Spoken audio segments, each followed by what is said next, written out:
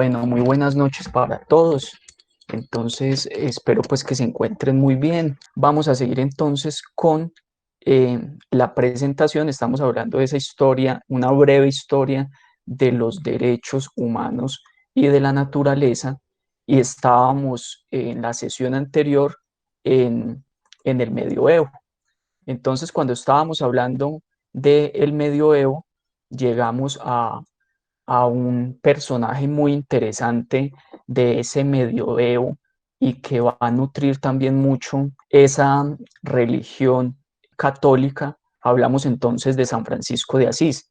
Dijimos entonces que con San Francisco de Asís y que se ubica entonces ya cuando nos estamos en la baja Edad Media, porque él nace en el año 1181 y muere en el 1182, aproximadamente esas fechas. Él en su poesía, en sus diferentes escritos, en sus florecillas, por ejemplo, él ahí va a estar exclamando ese amor por los diferentes seres de la creación.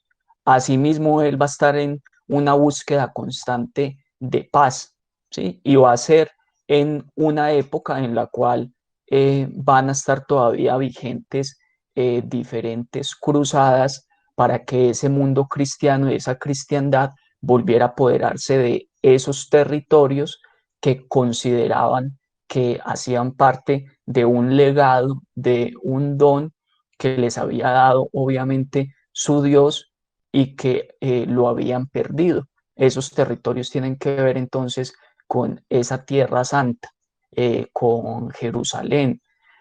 Pero en ese momento San Francisco de Asís sigue entonces proclamando y buscando la paz y también expresando su amor por los demás seres de la creación.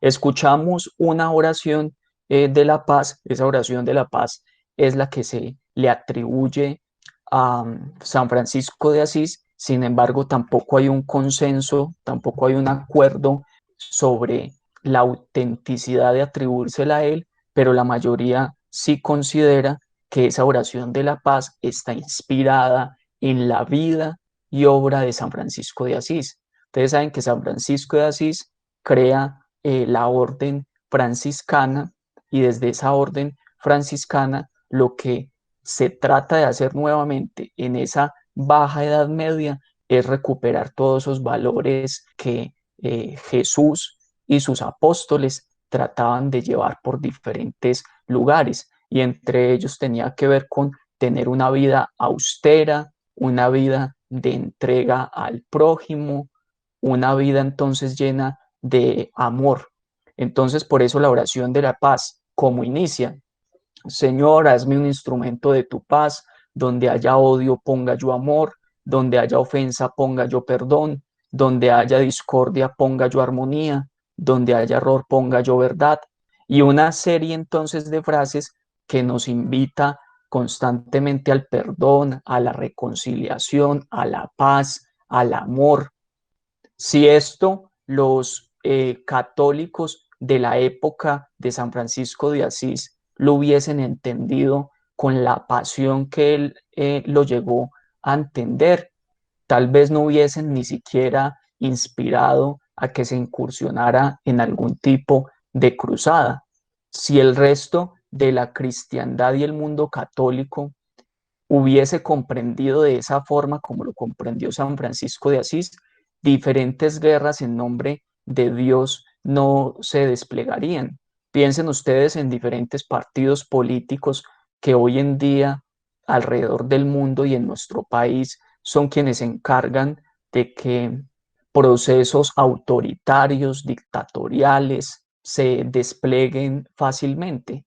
Piensen ustedes en un país como el nuestro, cuántos de esos partidos políticos han tomado como bandera la cristiandad y el mundo católico, pero que realmente terminan apoyando otros intereses y que terminan siendo intereses más económicos y por adquirir mayor poder en el territorio que realmente por vivir en una entrega al prójimo, desplegar ese gran amor.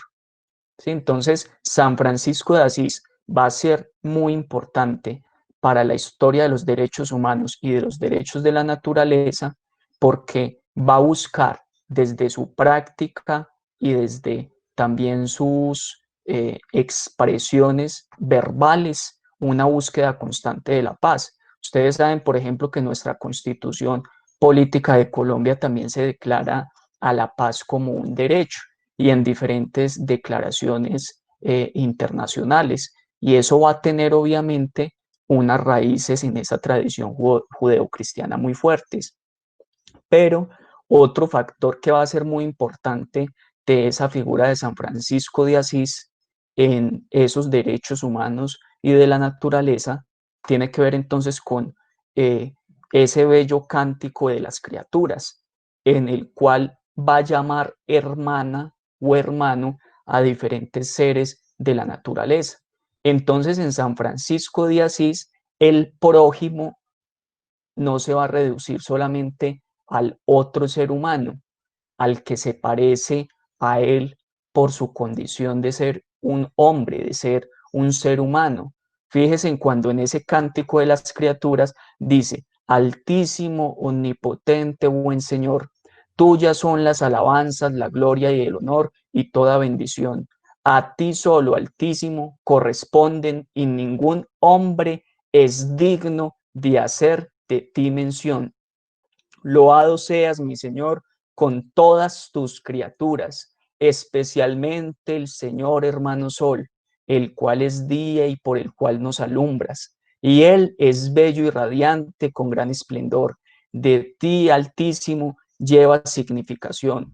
Loado seas, mi Señor, por la hermana luna y las estrellas. En el cielo las has formado luminosas, preciosas y bellas. Loado seas, mi Señor, por el hermano viento y por el aire y el nublado y el sereno y todo tiempo, por el cual a tus criaturas das sustento. Loado seas, mi Señor, por la hermana agua, la cual es muy útil y humilde y preciosa y casta. Loado seas, mi Señor, por el hermano fuego, por el cual alumbras la noche, y él es bello y alegre y robusto y fuerte.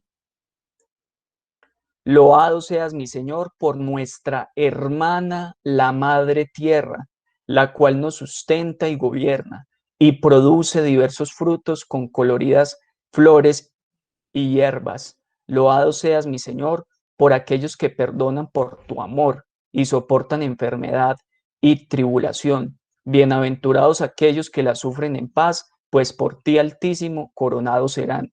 Loado seas, mi Señor, por nuestra hermana, la muerte corporal, de la cual ningún hombre viviente puede escapar.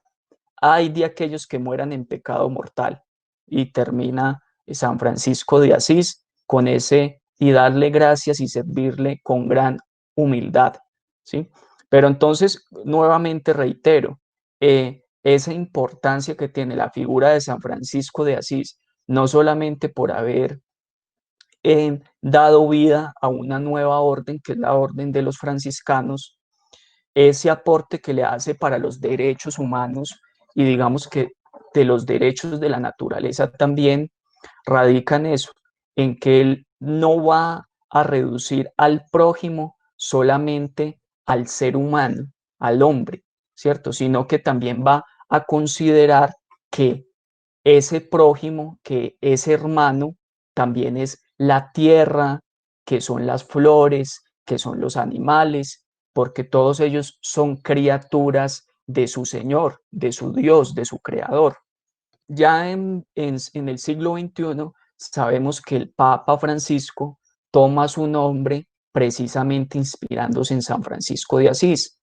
Y luego el Papa actual va a escribir una encíclica. Ustedes saben que las encíclicas papales, diferentes papas han escrito encíclicas sobre diferentes temas y en esas encíclicas ellos obviamente argumentan desde su punto de vista religioso sobre temas, por ejemplo, como el trato que se tiene que tener con los obreros, con los trabajadores, o en este caso del Papa Francisco, con cuál es el trato que debe tener el mundo cristiano respecto a la naturaleza y al resto de seres de la creación.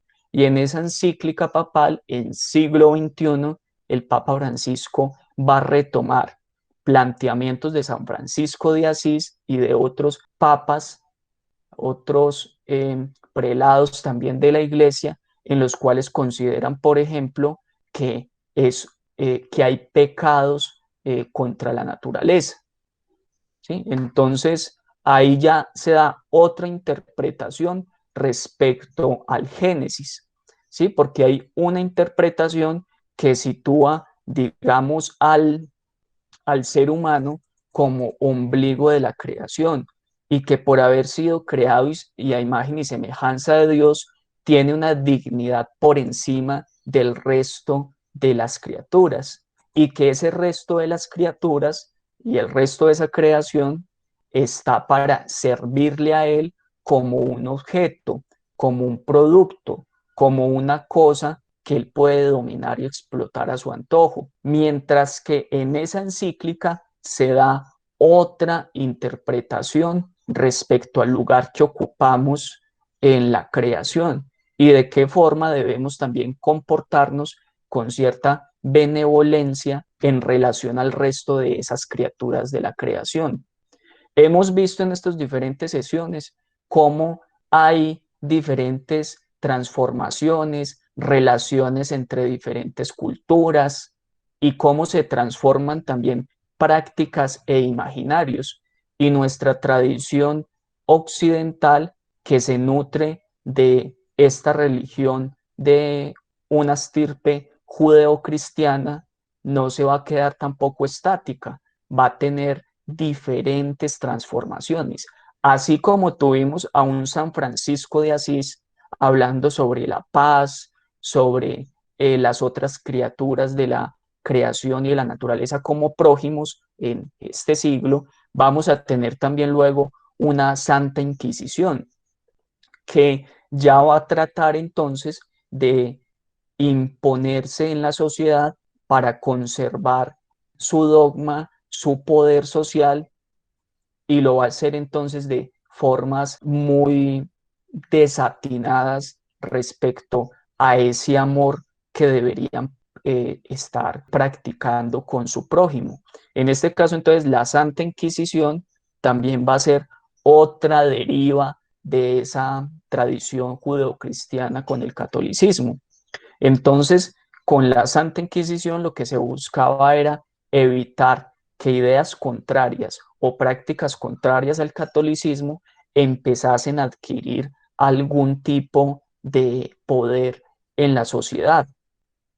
Entonces, esa es otra deriva de esa estirpe judeocristiana con el catolicismo y que vamos a recordarla tal vez de una forma desfigurada o que se va a amplificar bastante sus métodos de tortura para que las personas a las cuales se sometían a algún tipo de juicio terminaran declarándose culpables. Recuerden ustedes, por ejemplo, películas basadas en el libro de El nombre de la rosa.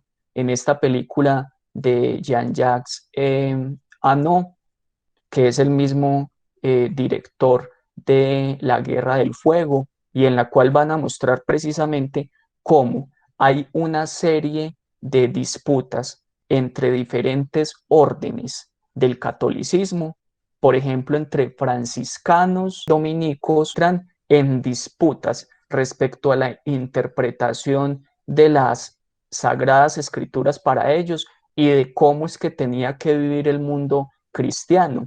Los católicos sosteniendo que había que ingresar recursos para sostener sus instituciones, y una orden franciscana que seguía sosteniendo una postura en la cual los franciscanos y el mundo cristiano debía tener una austeridad, tenían que ser muy mesurados con sus gastos, no acumular riquezas y expresar un gran amor al prójimo, lo cual no estaba pasando en ese momento en ese mundo católico. Entonces, digamos que en esa película podemos ver un fragmento en el cual se trata de persuadir primero a las personas que tienen presas y que están en un juicio, digamos, por herejía o por brujería, y se les sometía a diferentes torturas con el objetivo de que ellos terminaran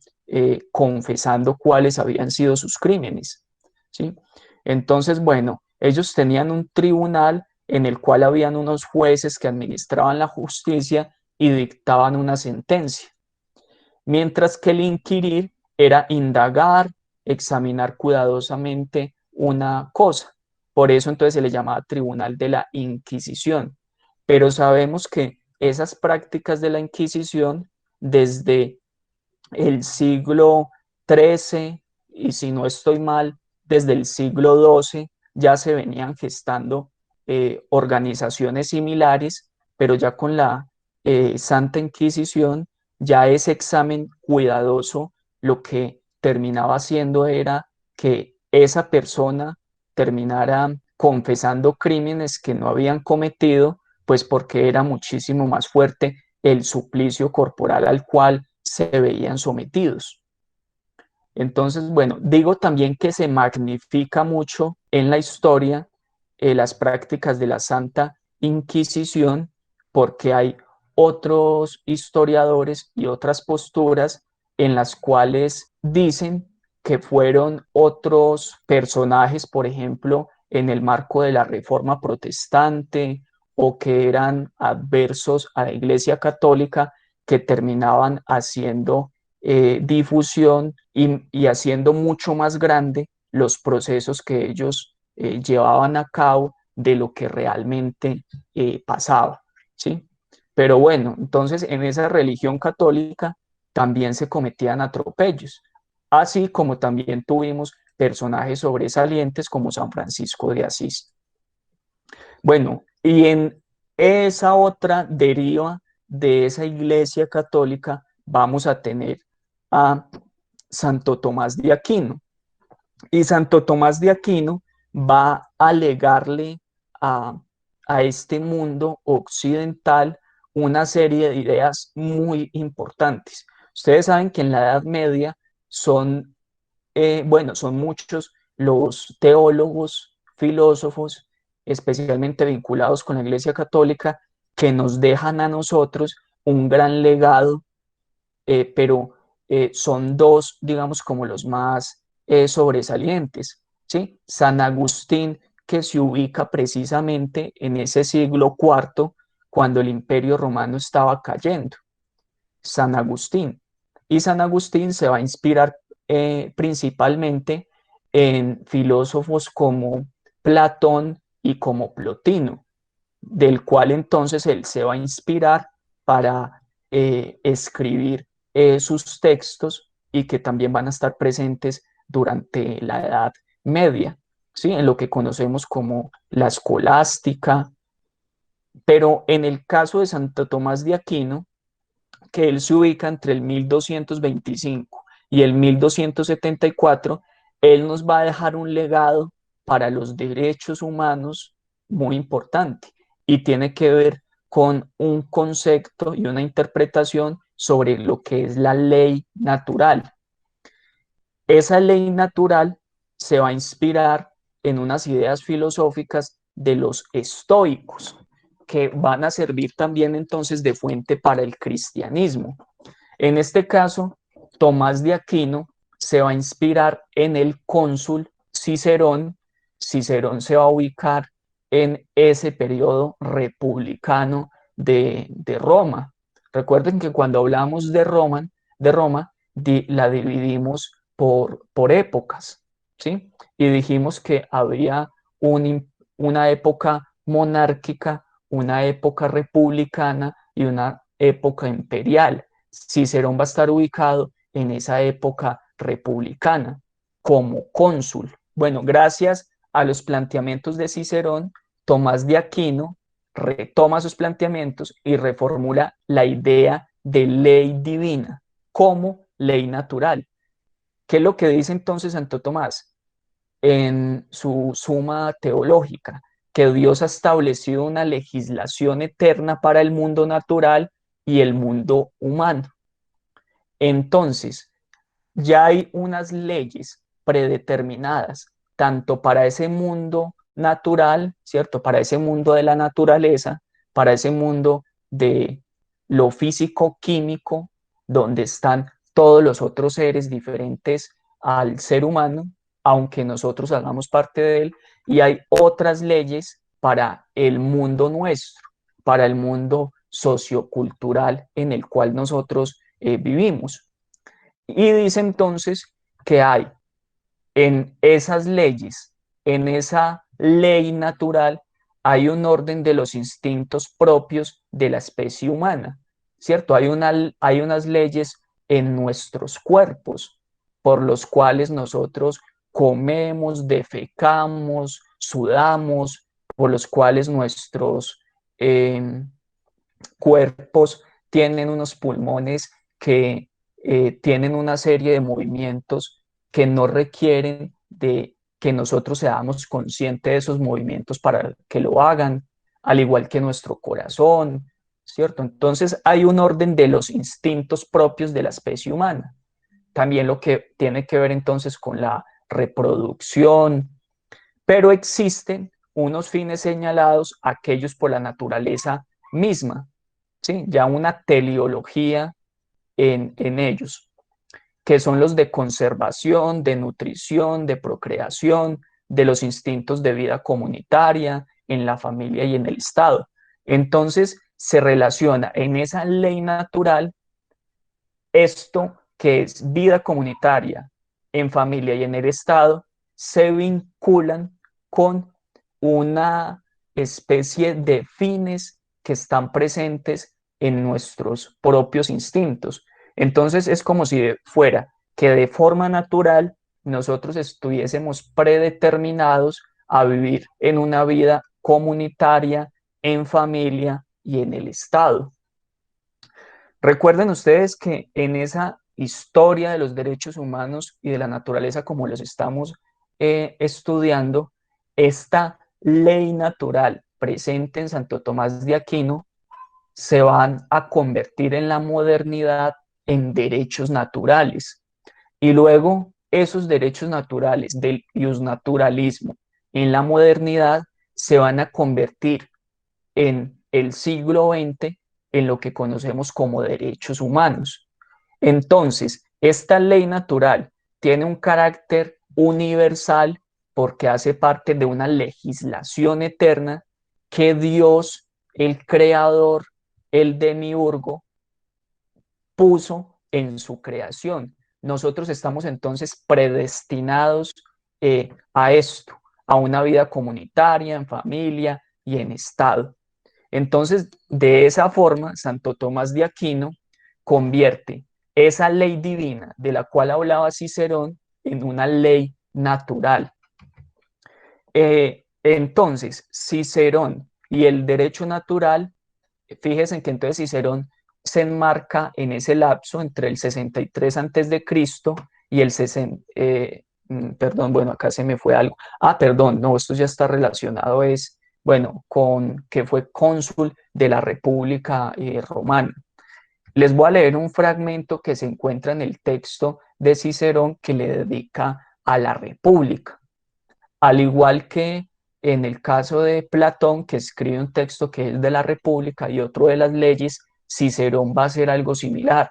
Va a escribir un libro sobre la República y otro sobre las leyes. En ese texto de la República nos dice, existe una ley verdadera, la recta razón, conforme a la naturaleza universal, inmutable, eterna, cuyos mandatos estimulan al deber y cuyas prohibiciones alejan del mal. Sea que ordene, sea que prohíba, sus palabras no son vanas para el bueno ni poderosas para el malo. Esta ley no puede contradecirse con otra, ni derogarse en alguna de sus partes, ni abolirse toda entera. Ni el Senado, ni el pueblo pueden libertarnos de la obediencia a esta ley, ¿sí? Desde esa postura estoica que asume Cicerón, se va a hablar de palabras como universal, verdadera, inmutable, que nadie la puede abolir ni quitar. Y esas características las va a asumir también los derechos humanos. Se dice entonces hoy en día que los derechos humanos son universales, que ningún ser humano puede renunciar a ellos, que nadie puede derogarlos porque sí. Y, todo, y todos esos enunciados, esos principios de los derechos humanos van a estar inspirados en precisamente en los estoicos y en estos planteamientos de Cicerón que van a pasar a padres de la iglesia, teólogos como Santo Tomás de Aquino. Entonces, Santo Tomás de Aquino, bueno, aquí finaliza Cicerón con estas palabras. Dice, no necesita un nuevo intérprete o un nuevo órgano. No es diferente en Roma que en Atenas, ni mañana distinta de hoy, sino que en todas las naciones y en todos los tiempos, esta ley reinará siempre única, eterna, imperecible y la guía común, el rey de todas las criaturas. Dios mismo da el origen, la sanción y la publicidad a esta ley, que el hombre no puede desconocer sin huir de sí mismo, sin desconocer su naturaleza y sin sufrir por esta sola causa la más cruel expiación, aunque haya evitado en otro tiempo lo que se llama suplicio.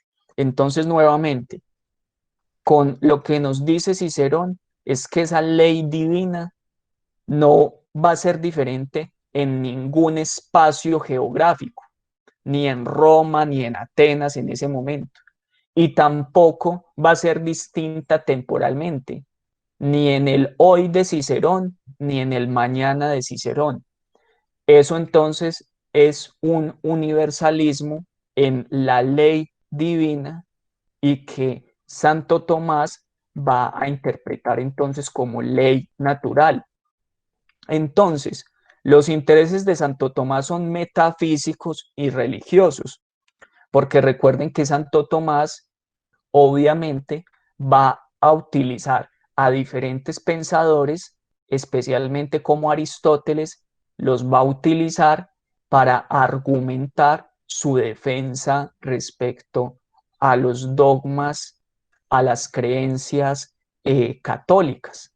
Entonces esos intereses son metafísicos y religiosos. Va a estar interesándose por cómo demostrar la existencia de Dios, cómo argumentar esas creencias religiosas desde una perspectiva racional. Entonces nos va a decir, la ley natural no apela a doctrinas metafísicas ni religiosas. Lo que hace esta ley natural es que explica el carácter natural y legal de la ley natural en términos de la razón. Entonces, esa es la pretensión de Santo Tomás, explicar ese carácter natural y legal que tiene la ley natural y lo va a hacer en términos de la razón. Esa ley natural es natural porque está de acuerdo con la naturaleza humana y esta naturaleza humana es una naturaleza racional. Esos son los argumentos que utiliza entonces Santo Tomás. La ley natural es natural porque está de acuerdo a la naturaleza humana y la naturaleza humana es una naturaleza racional. Si explicamos entonces esa ley natural en términos de la razón, pues no estaría en contra ni de su religión católica, ni de sus doctrinas que emanan de la interpretación de sus sagradas escrituras. Acá nos va a decir entonces Santo Tomás que lo que es contrario al orden de la razón es contrario a la naturaleza de los seres humanos como tales y lo que es razonable está de acuerdo con la naturaleza humana como tal. El bien del ser humano es ser de acuerdo con la razón y el mal humano es estar fuera del orden de lo razonable. Así pues, la virtud humana, que hace buenas tanto a la persona como a sus obras, está de acuerdo con la naturaleza humana en tanto en cuanto está de acuerdo con la razón. Y el vicio es contrario a la naturaleza humana en tanto en cuanto es contrario al orden de lo razonable. Termina entonces argumentando Santo Tomás que esa virtud humana de las personas en sus obras y pensamientos está de acuerdo con la naturaleza humana. Y esa naturaleza humana no es distante ni está en contra de la razón. Entonces, actuar con virtud es estar de acuerdo a esa naturaleza humana. Y como les dije desde el principio cuando estábamos hablando de Santo Tomás, en este caso es Dios el creador el que eh, le da vida a toda la creación y a sus seres y deja leyes en esa creación para que esos seres se comporten de una forma predeterminada, por decirlo así. Santo Tomás entonces se va a enfocar luego en unas preguntas que tienen que ver sobre el origen y finalidad del poder político. En ese caso, él va a hablar de el origen del poder político como un derecho divino. Recuerden ustedes que cuando hablamos de la antigüedad respecto a ese mundo hebreo, dijimos que ese mundo hebreo había pasado también por unas épocas, por unas etapas históricas.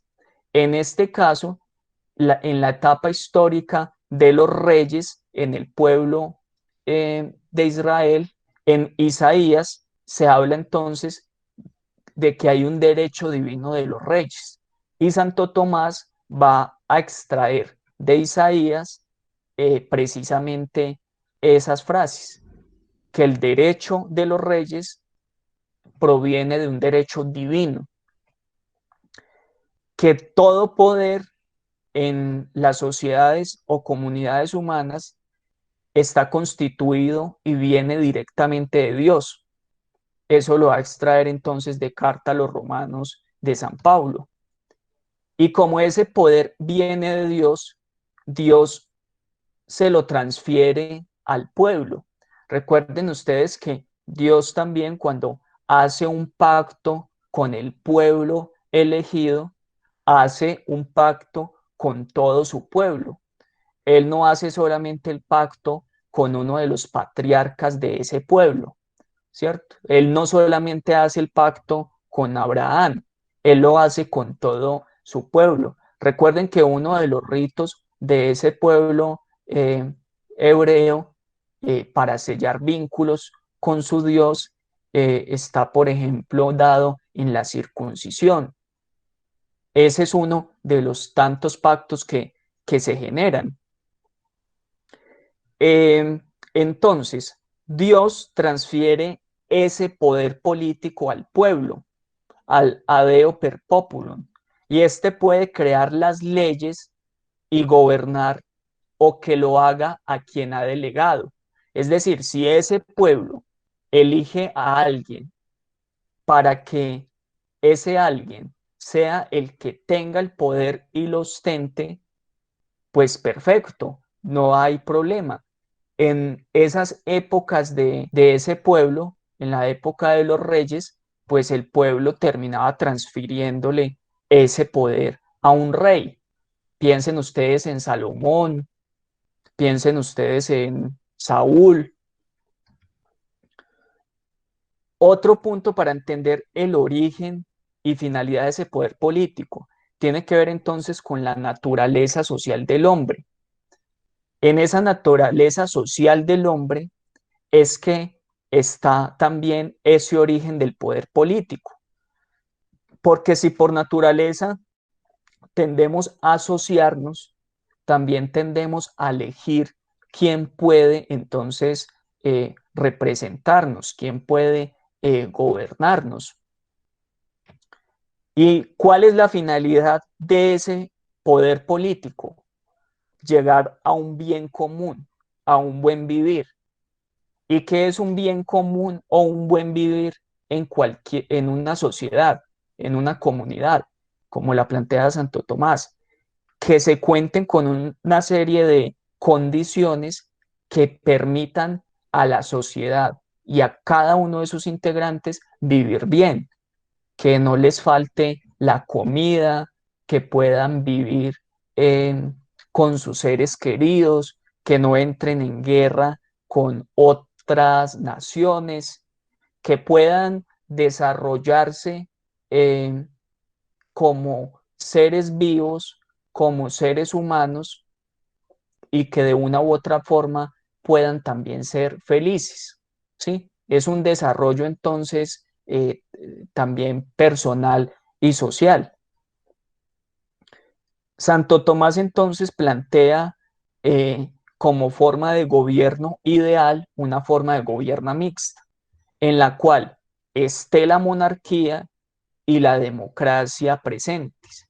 Entonces él dice que en el rey resida ese poder único, pero que también tenga unos consejeros que los elija el pueblo para que aconsejen al rey en las diferentes medidas que él vaya a implementar, en sus diversas leyes, en las diversas formas de ejecución de esas leyes, en la toma de decisiones.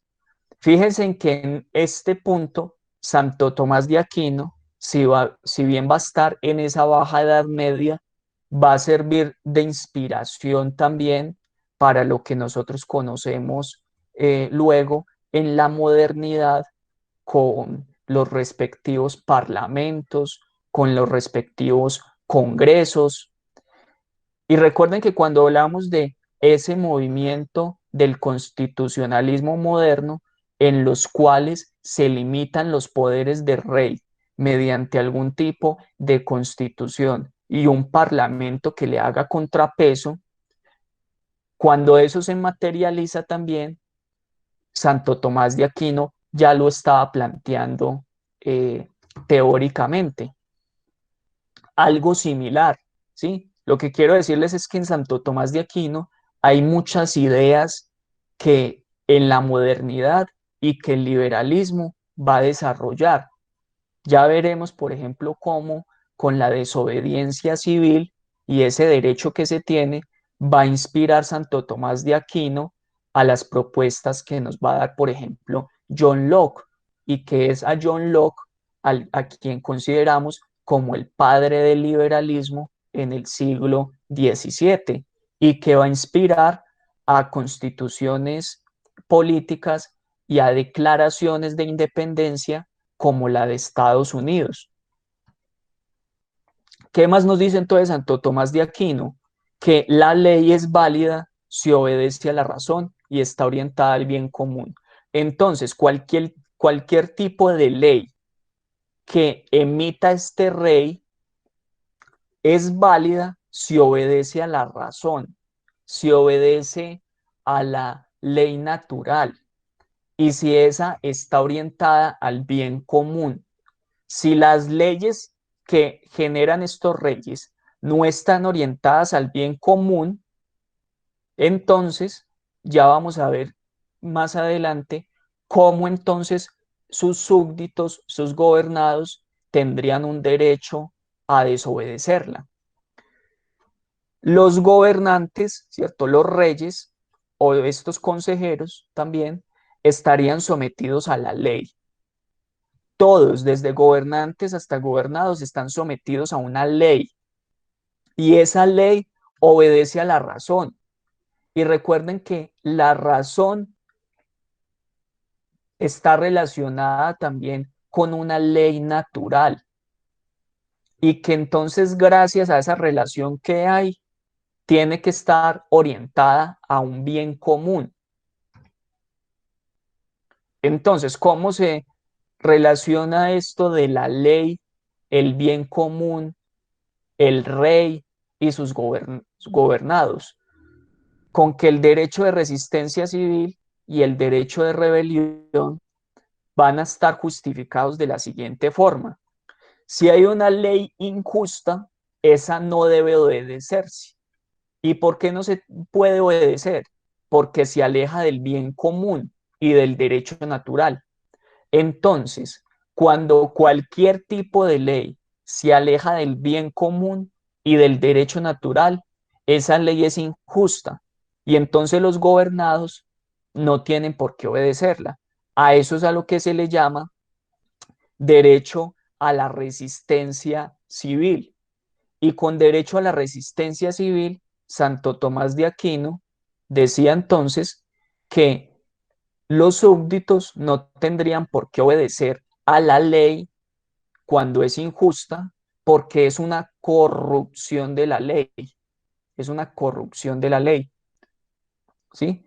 Y cuando hablamos de corrupción de la ley, entonces tendríamos que entender que ese rey o los que formularon la ley se alejaron de, de esa ley natural, ellos no están actuando de una forma virtuosa y si no lo están haciendo, no están siguiendo el bien común y todo eso hace parte de unas leyes divinas, porque Dios demanda y exige que en su creación se sigan esas leyes.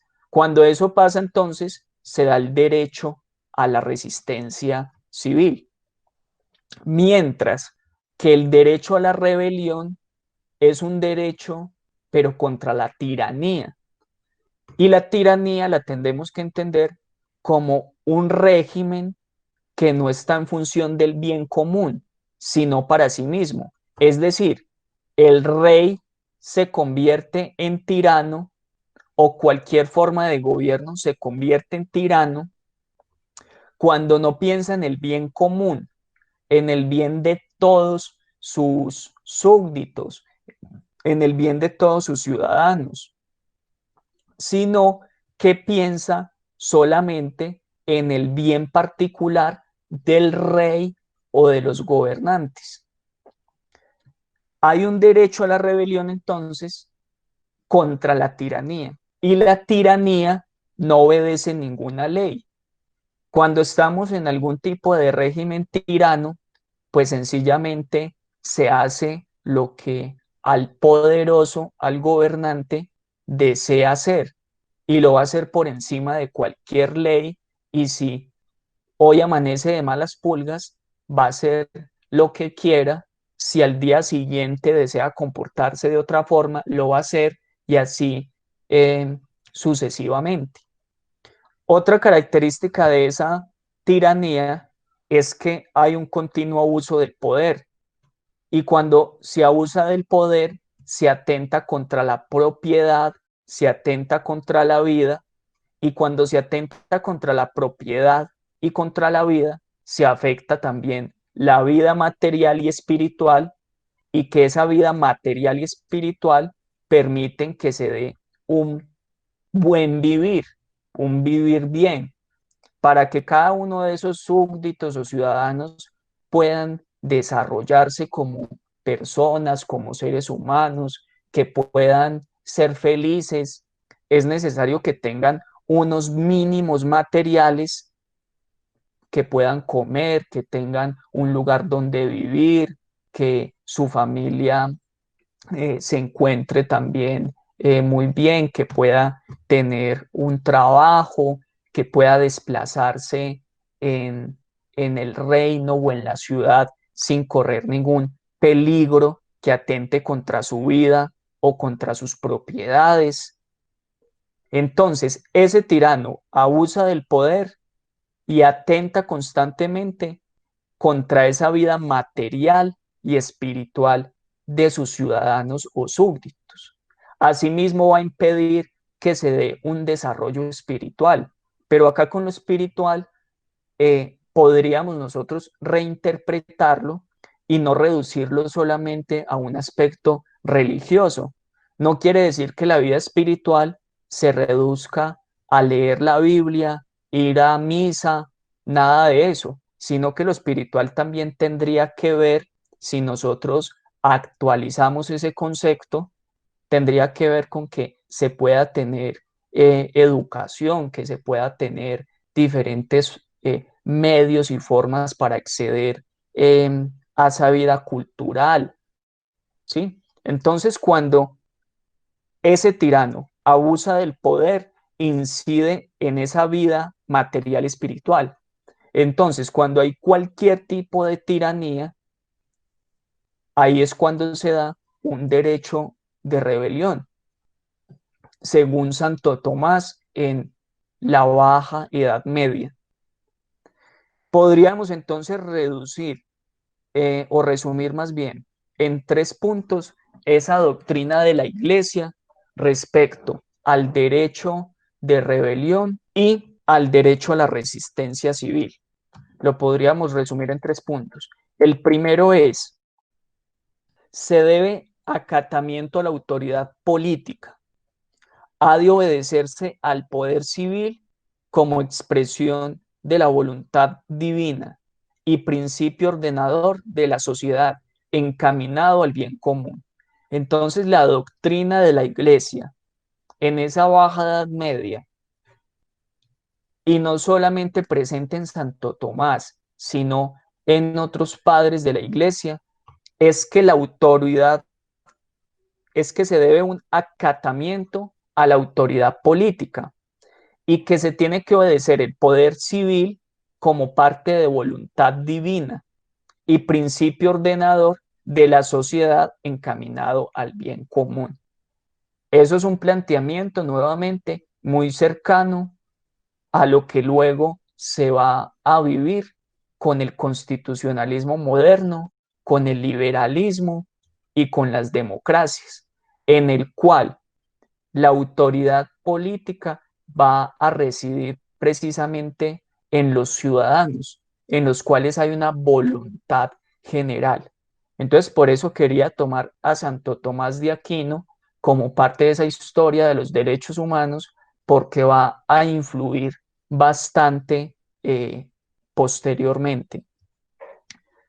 El segundo punto tiene que ver con el que existe un derecho de resistencia a la opresión cuando la autoridad ordena algo que es contrario al derecho natural o el derecho divino. Entonces, en la Edad Media, sobre los fundamentos, principios en los cuales reside la autoridad política, tiene que ver entonces con un derecho natural, un derecho divino, ¿sí? Dios, el demiurgo, es quien deja en su creación esas leyes y que nosotros como seres humanos no podemos romperlas, no podemos permitir que se corrompan.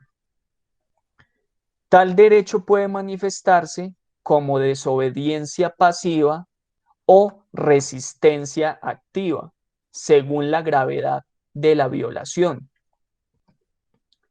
Y la revolución es entendida como un alzamiento contra la autoridad, pero la revolución sí es condenada en la doctrina de la Iglesia, porque la rebelión va a estar en contra del orden, va a estar en contra de la razón y va a atentar contra la existencia de esa sociedad que Dios ha querido que sea así.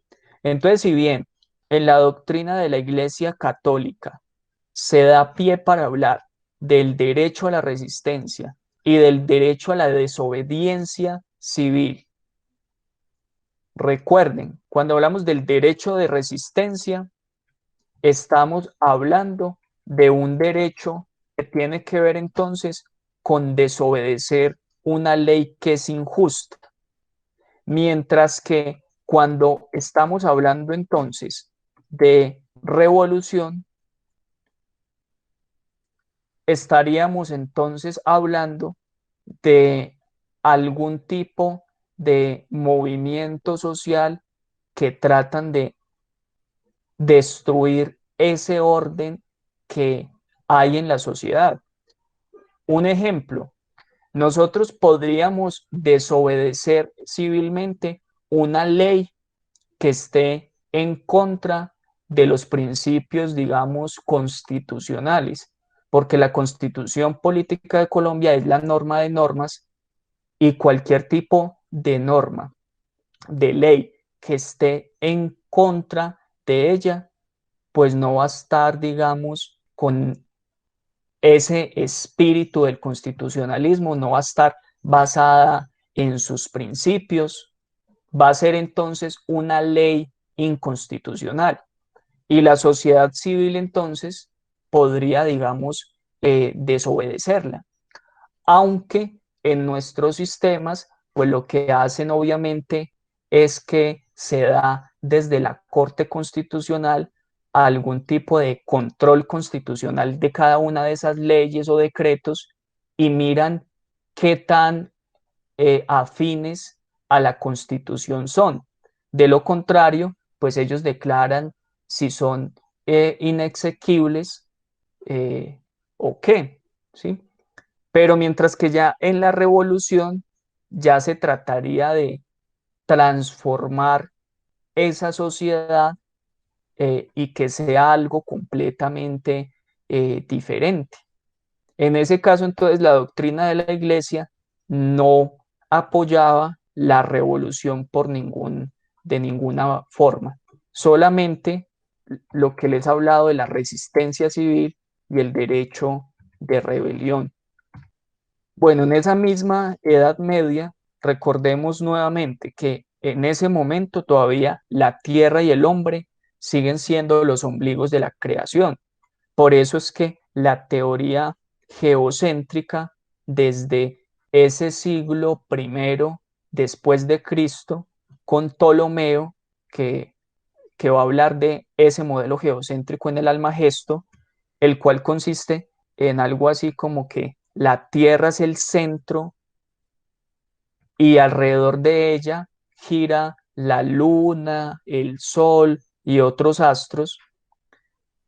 Fíjense en que eso va a estar relacionado con una perspectiva en la cual el hombre, el ser humano, tanto hombre como mujer, son los centros de la creación. Es como si fueran las criaturas elegidas, los consentidos de papá. ¿Y cómo van a estar los consentidos de papá en otro lugar que no sea el mismo centro de la creación? ¿Sí? Entonces, digamos que mediante esa interpretación de las sagradas escrituras, a partir de el Génesis y a partir de otros lugares, es que se le da al ser humano un papel central. Y por eso decimos entonces que aún ahí se considera como el centro de la creación, pese a que tienen un ser que los desborda, que es su creador, que es su Dios y al cual le deben rendir todas las pleitesías del mundo y estar constantemente pues adorándole, rezándole. Esta imagen entonces de la tierra y el hombre como ombligos de la creación va a incidir obviamente eh, en todo el sistema de creencias de la Edad Media. Y con ello van también a fundamentar teocracias. Tenemos acá, por ejemplo, la relación tan fuerte que había en esa época de la cristiandad con la muerte, con la preocupación por la muerte, porque entonces en el momento de morir, ¿hacia dónde iban a irse? Por eso es que en la Divina Comedia con Dante se ve también una cosmología y en la cual él narra cómo es su proceso yendo a uno de esos lugares presentes en esas creencias pues católicas que tenía que ver, por ejemplo, con el infierno. Y en la Divina Comedia entonces nos cuenta cómo él, viéndose perdido, ingresa entonces él ingresa al infierno, que está ubicado cerca de Jerusalén, está cerca de Jerusalén, las puertas del infierno, y narra entonces cómo ingresa ahí, por qué diferentes círculos pasan en el infierno, por los círculos de los no bautizados, de los lujuriosos, de los glotones, de los avaros, todos los pecados también capitales que conocemos hoy en día. Y de qué forma en la última parte, en el centro ya de la tierra, se ubicaría Lucifer. En esa misma cosmología de Dante, que está presente en esa Edad Media, está que después de el infierno se va a encontrar con el purgatorio, el lugar que sirve entonces de limbo para esas almas también que se encuentran en pena. Y aquellas almas también que están allí pueden ser transportadas mediante un rayo de luz al paraíso. En este caso, Dante y Beatriz son entonces llevados por ese rayo de luz hasta el paraíso. Y en esta misma cosmología sigue estando presente la tierra como centro de la creación, y después de haber pasado Dante del infierno, atravesarlo, pasar por el purgatorio y llegar luego al paraíso, tendría que hacer todo este recorrido, en el cual se encuentran diferentes cielos en los cuales están algunos de los astros que se conocían en el momento. Y ya después de ello, de llegar hasta el cielo de las estrellas móviles, donde se encontraría Jesucristo y su séquito, se podría pasar a estos otros círculos que dan movimiento a todo el universo, y en el cual entonces aquí ya estaría el final del viaje, donde está el cielo empíreo y donde está la ubicación más alta. Allá se encuentra la Virgen María, San Pedro,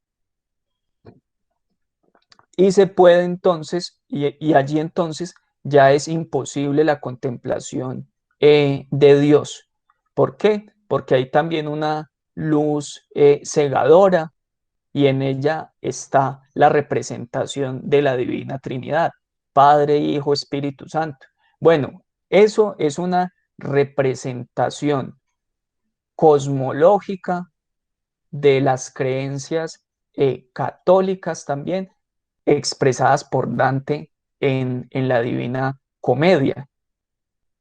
Pero esta Edad Media va a tener también un suceso, un acontecimiento que tiene que ver con la peste negra y sus repercusiones. Esa peste negra entonces va a estar presente gracias a unos amigos, los ratones, que van a servir también para transportar las otras amigas pulgas, que son las que en contacto con el ratón, bebiendo de su sangre, luego al picar a los seres humanos, les va a transmitir eh, la enfermedad, los va a infectar, estos se van a enfermar de lo que se conoce como la peste negra o bubónica. En ese momento entonces, recuerden que había una fuerte relación de temor respecto a la muerte, qué iba a pasar después, se iban para el paraíso, para el infierno, para el purgatorio.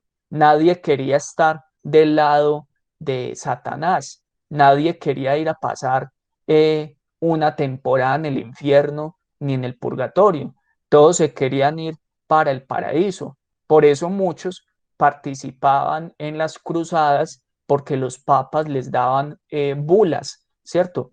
Bulas papales, en las cuales ellos les prometían prácticamente el paraíso o una reducción también de sus respectivos pecados.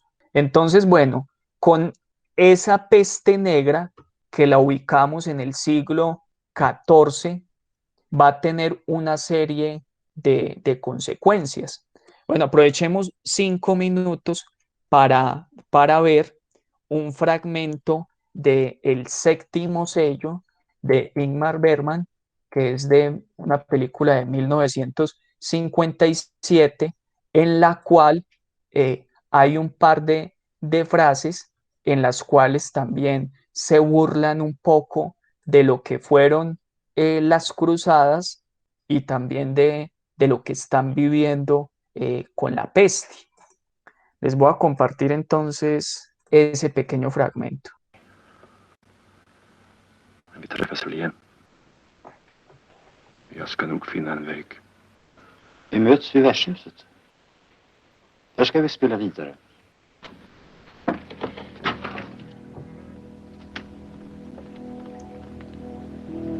Detta är min hand. Jag kan röra den. Blodet pulserar i den. Solen står fortfarande högt på himlen. Och jag, Antonius Block,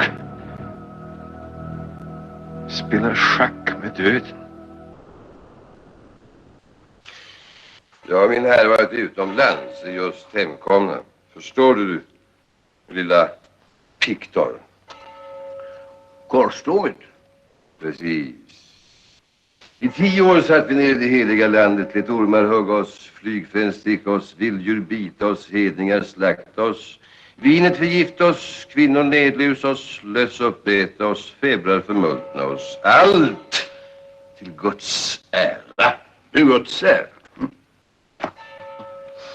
Jag ska säga dig att vårt korståg var så dumt så bara en riktig idealist kunde funnit på det.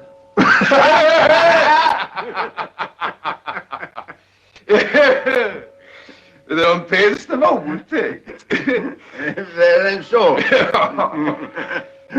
Tack, ja. Du var väl samma rumpan bak. Stor sanning. Rumpan bak. Rumpan bak. En djup sanning. Här ser du vetan Jöns. Han flinar åt döden, flabbar åt Herren, skrattar åt sig själv och ler mot flickorna. Hans värld är en Jönsvärld. Trovärdig för ingen utom för honom själv. Löjlig för alla, även för honom själv.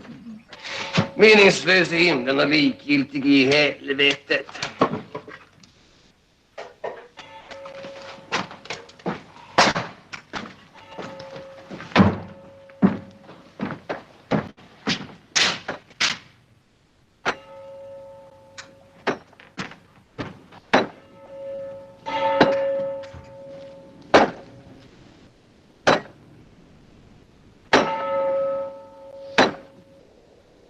Det var en förbannad lukt på din soppa. Vad ska det vara bra till? Hon där haft köttsleverblandelse med den lede. Nu sitter hon i stocken. Hon ska bränna sig man vitt upp i sockengränsen. Den går så hålla djävulen ifrån oss andra. Det gör den där stinkande smörjan. Bästa medlet. Blod och galla av en stor svart hund. Den onde fördrar inte lukten. Inte jag heller.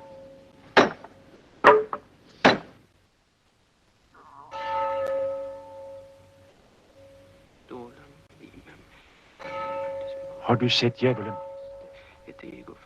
Du ska inte tala till henne. Kan det vara så farligt? Jag vet inte, men det anses att hon är skuld till den farsot som övergår oss alla. Domine noster Jesus Kristus Filius Dei vici do Peter Apostel.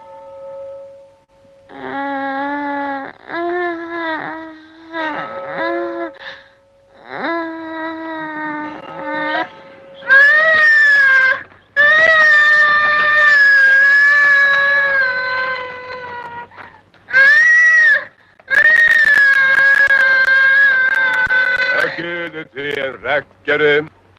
Du själv min vän en stackare. En du splitteras, en du krälar i en mass. Måste du sjunga? Nej.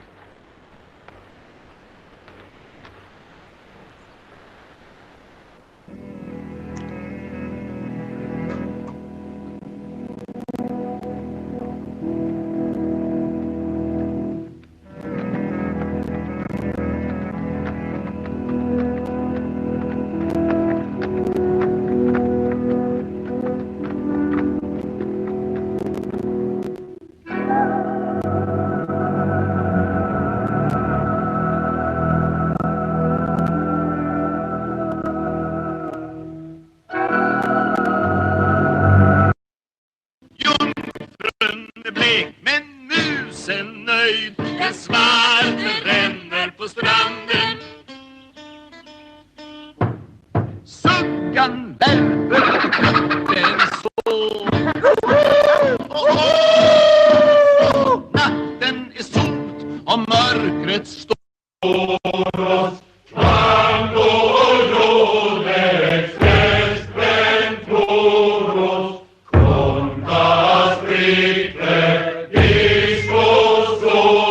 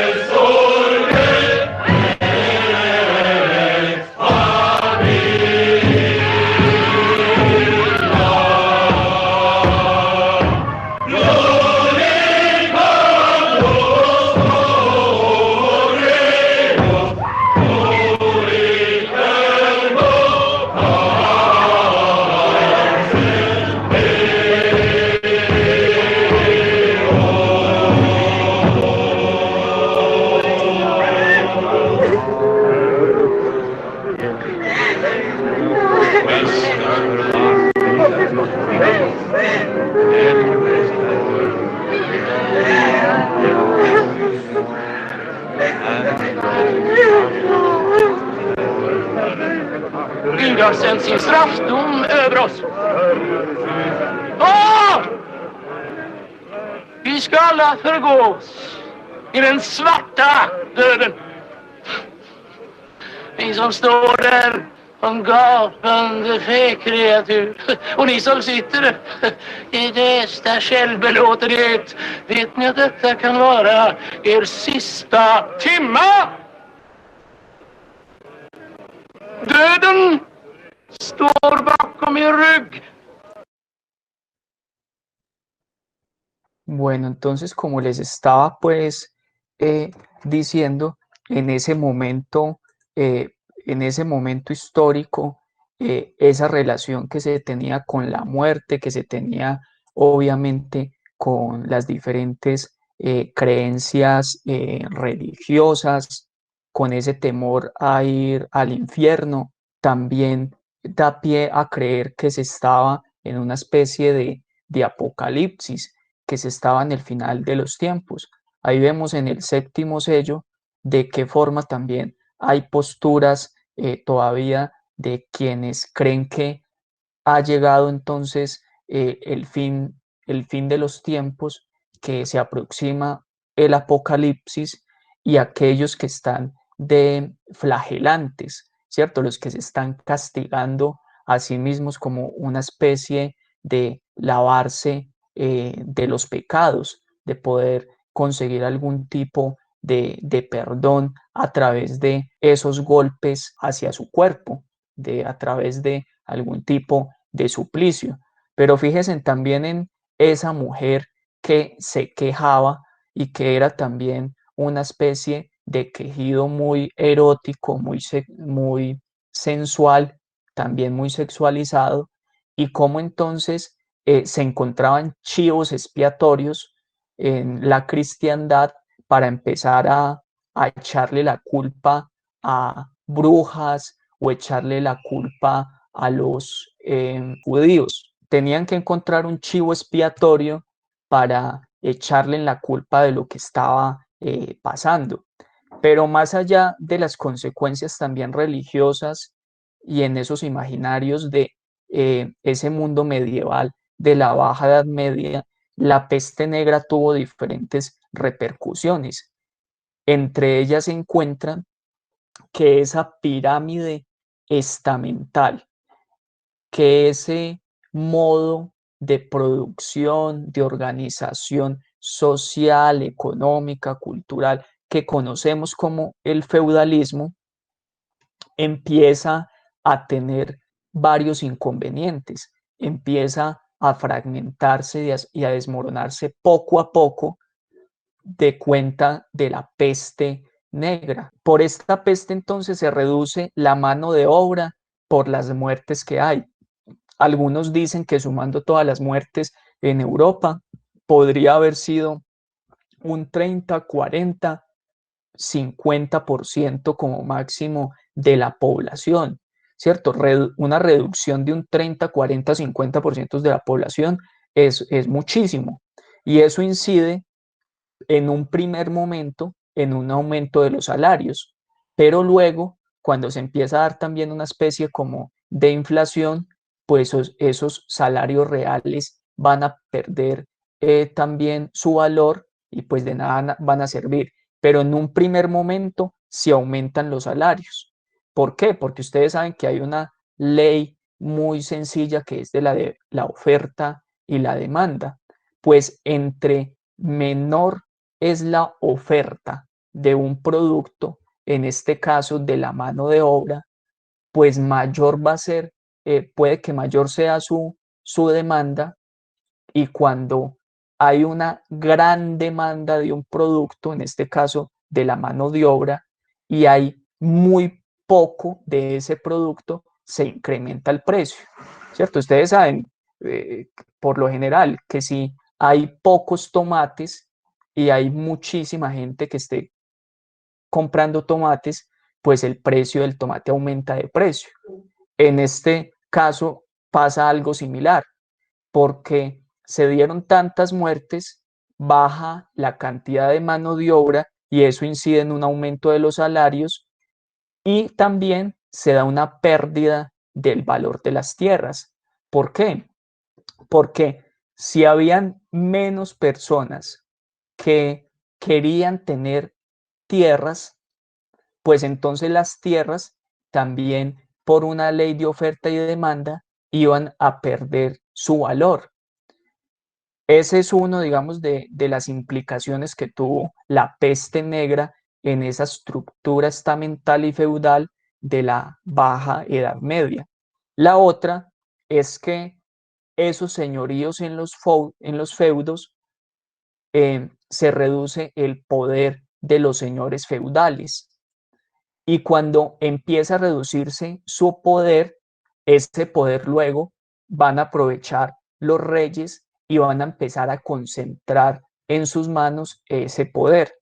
Recuerden ustedes que en la Edad Media, cuando se fragmenta tanto la propiedad, la tenencia de la tierra por esas relaciones de vasallaje, el poder también se parte, se distribuye entre diferentes señores feudales que terminaban imponiendo sus leyes en ese feudo, porque ellos eran el poder legislativo del feudo, eran el poder ejecutivo en el feudo, eran el poder judicial en el feudo. Ellos concentraban todos sus poderes en esa tierra que ellos gobernaban.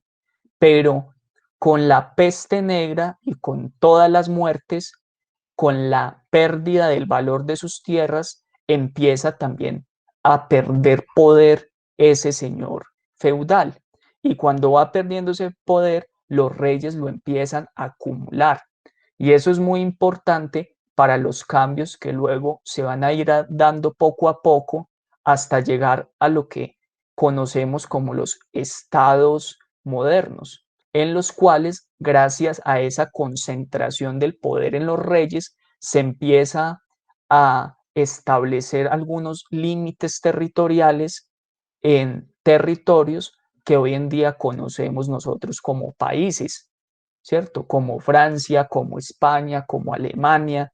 Todo eso está relacionado porque en un primer momento se empezó a concentrar todo ese poder en un monarca.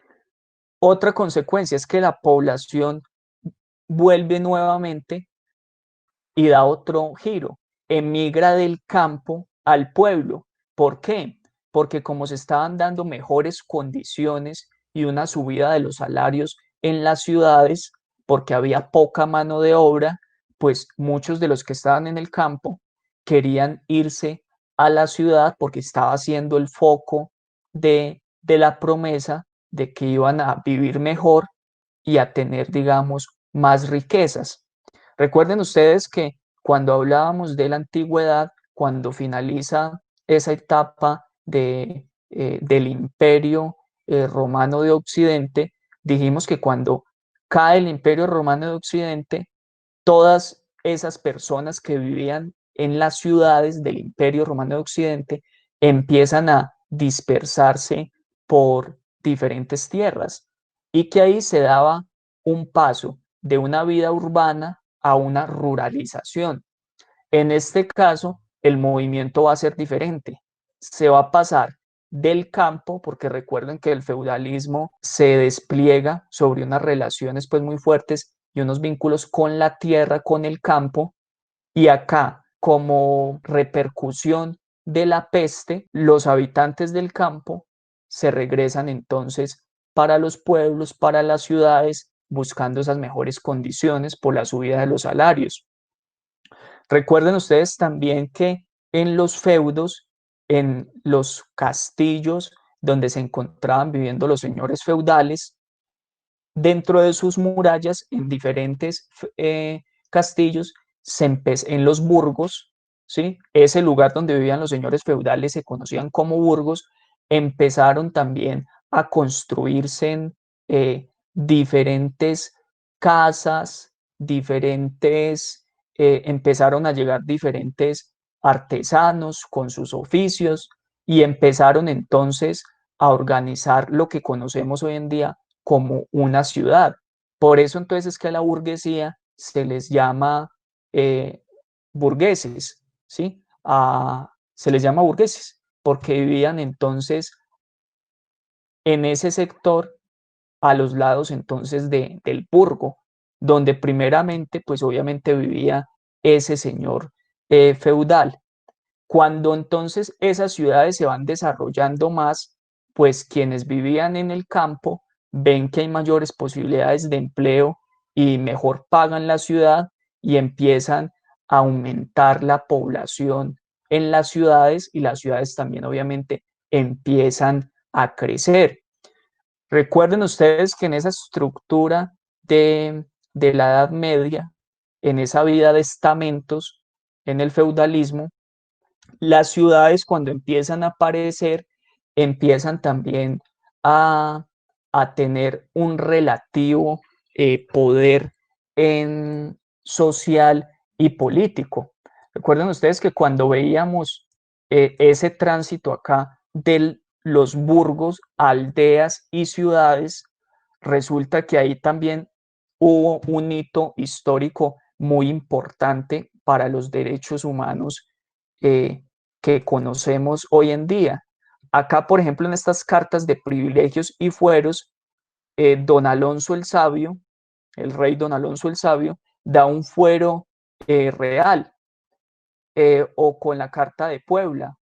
Se dan diferentes fueros a las ciudades para que ellos también puedan tener sus actividades económicas, tengan su independencia y no estén sometidos a un señor feudal. Entonces, en esas ciudades se empieza a tener también una relativa autonomía. Y la burguesía luego va a ser requerida también para diferentes empréstitos, préstamos a los monarcas de turno. Entonces, por ese poder económico que tienen la burguesía y los habitantes en las ciudades, es que empiezan también a exigir mayor independencia y empezar a salirse poco a poco de esas relaciones feudales que se tenían. Bueno, por ejemplo, acá en las cortes de Alfonso IX de León, ya por allá en el siglo XII, se encontraban también representantes, estaban los obispos del reino, habían nobles y habían representantes de las ciudades. Y de esos representantes de las ciudades, pues obviamente iba a haber un lugar para los poderosos de las ciudades, que ellos tenían una organización política y que también se daban sus propias leyes, tenían sus consejos, tenían un alcalde, tenían un gobierno municipal. Entonces, esa emergencia de la ciudad que ya se venía dando por allá desde el siglo XII aproximadamente, después de la peste negra, que ya dijimos que, que se da en el siglo XIV, tenemos como repercusión también que las personas empiezan a emigrar del campo y empiezan a llegar a las ciudades. Otra de las implicaciones es que traslada el foco de atención en Dios. La gran parte de la Edad Media va a estar centrada en eso, en Dios, el temor al infierno, el anhelo por llegar a un paraíso.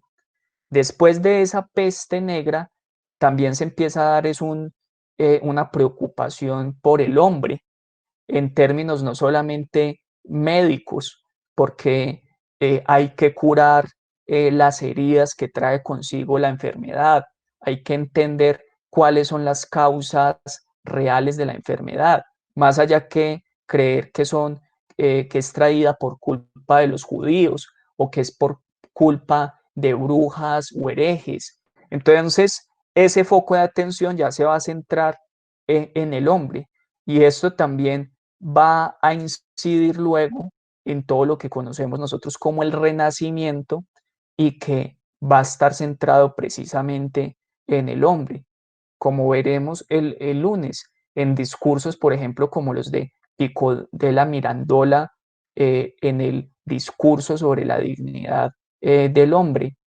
como va a pasar entonces con ese giro copernicano que cambia también ese paradigma geocéntrico en astronomía.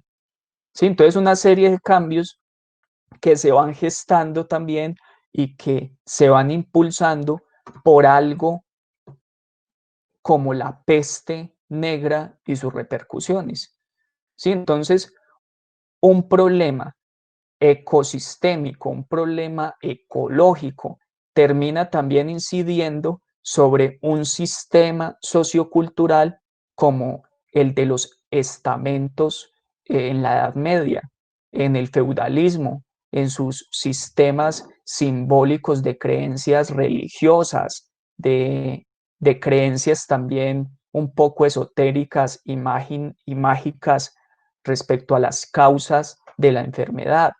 Todo eso entonces hace que cambie una época. Listo, entonces ya terminando con la peste negra, que es uno de esos hitos y procesos históricos que hacen que se transforme esa baja edad media y que empiece a generar otras formas de organización social, otras creencias. Tenemos otro hito con el cual se marca un hito con el cual se marca el fin de la Edad Media, y es la caída de Constantinopla. Recuerden ustedes que el imperio romano se dividió entre un imperio romano de Occidente y un imperio romano de Oriente.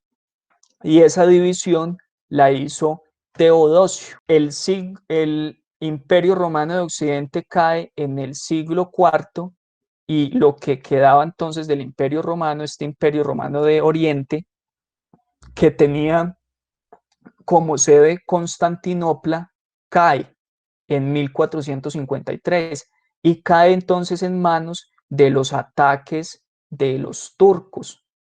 Y ese ataque de los turcos ya estaban también organizados de acuerdo a esa religión del Islam de la cual hablamos al principio. Recuerden ustedes que el Islam se desprende de ese tallo judeocristiano, se desprende de él con un libro sagrado para ellos que es el Corán, tienen como su profeta a Mahoma y que es por allá en el siglo VII, cuando estamos en la Alta Edad Media, cuando emerge el Islam. En este caso, entonces, el Islam va a ser parte de esas creencias religiosas de los turcos. Y los turcos son los que toman Constantinopla e inciden entonces en su caída. Entonces, ese poder musulmán, recuerden ustedes que los musulmanes son quienes practican el Islam.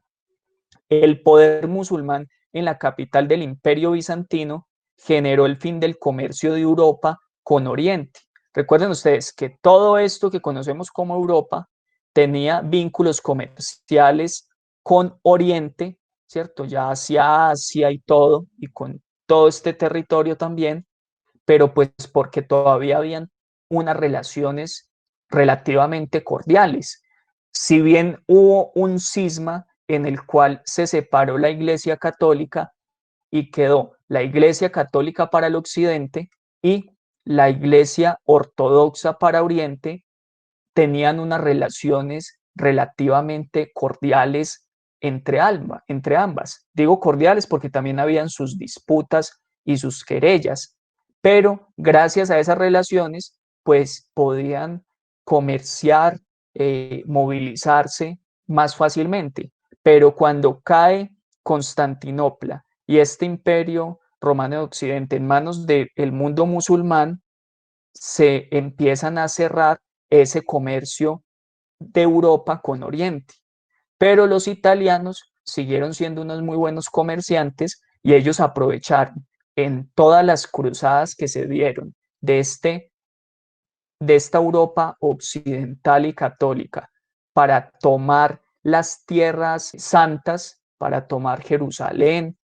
Aprovechaban esos comerciantes e iban dejando en todos esos trayectos de las cruzadas, iban dejando contactos para seguir comerciando. Entonces los italianos todavía sirvieron pues como vínculo para el comercio, pero no de la misma forma como se podía antes de la caída del imperio romano de Oriente. Entonces, las motivaciones, bueno, tenemos otro elemento muy importante para delimitar el final de la Edad Media y tiene que ver entonces con la expansión europea que se da entre los siglos XIV y XV. Recuerden que por allá en el siglo XIII, Marco Polo había hecho algunos viajes junto al tío y el papá hasta China. Él está ya un tiempo con un emperador mongol. En ese momento los mongoles habían iniciado una dinastía con Kublai Khan, y luego entonces regresa Marco Polo a Italia, 1295. Este era el mundo que conocía Europa gracias a las incursiones que comerciantes como Marco Polo habían efectuado. Ese era el mundo conocido. ¿Qué pasa entonces? Que cuando cae Constantinopla, como ya les dije anteriormente, en 1453, Constantinopla era una ciudad muy rica, era una fuente de riqueza también para Europa, porque gracias a ella había un puente comercial entre Asia y el resto del continente europeo. Entonces, cuando cae Constantinopla, también se estimulan una serie de viajes en Europa para poder volver a encontrar algunas rutas comerciales con ese Oriente y obviamente pues con Asia, con lugares como los que conocemos hoy como China, Japón. Entonces hay una serie de viajes y entre comillas descubrimientos que van permitiendo la expansión europea. Los viajes de Cristóbal Colón entre 1492 y 1504, los 4 viajes que realiza. Luego vamos a tener un suceso también muy importante y es cuando Magallanes da prácticamente la primera vuelta al mundo.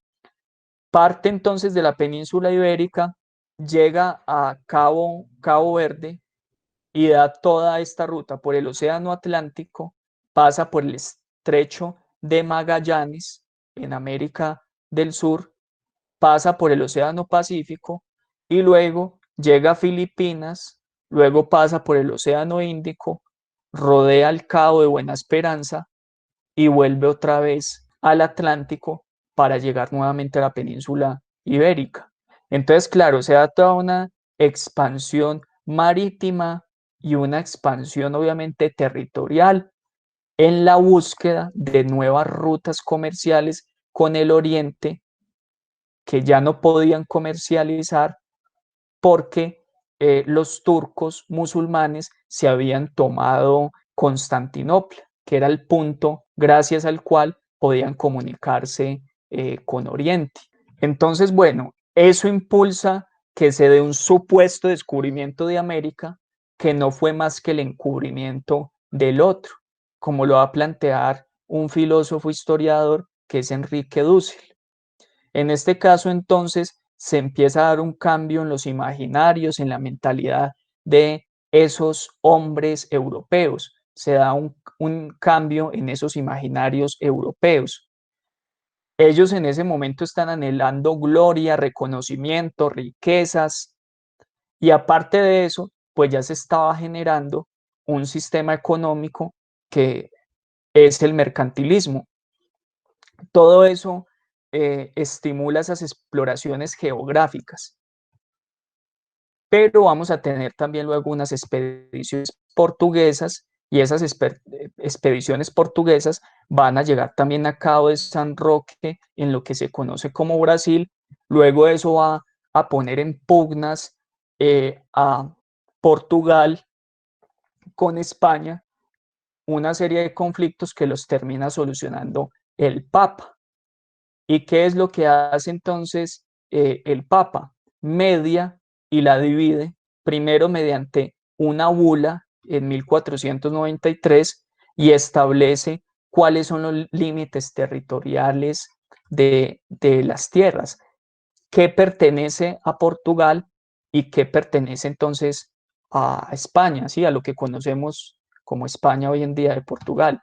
Y el otro es mediante el Tratado de Tordesillas. Ya con el Tratado de Tordesillas, los portugueses reciben un poco más de extensión territorial, ya no a 100 leguas al oeste de las Islas Azores, sino a 370 leguas al occidente de la isla Cabo Verde. Y se supone que listo, las tierras que se encuentran esta longitud en ese espacio pues que se delimitó con las 370 leguas al occidente de la isla Verde, de la isla del Cabo Verde, le pertenecen a Portugal y el resto a España. De esa forma, entonces, recordemos nuevamente que esa Edad Media inició con una serie de procesos característicos que fueron las invasiones germanas.